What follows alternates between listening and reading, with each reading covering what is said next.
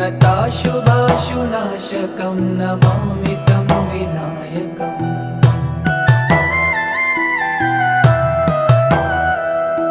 न तेतरातिभीकरं नवोदितार्कभास्वरं न मत्सुरारिनिर्जरं न तादिकापदुद्धरम्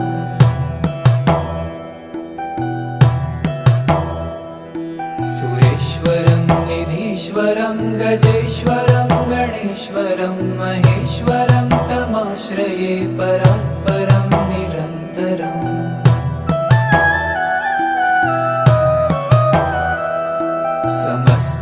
समस्तलोकशङ्करं निरस्तदैत्यकुञ्जरं दरेत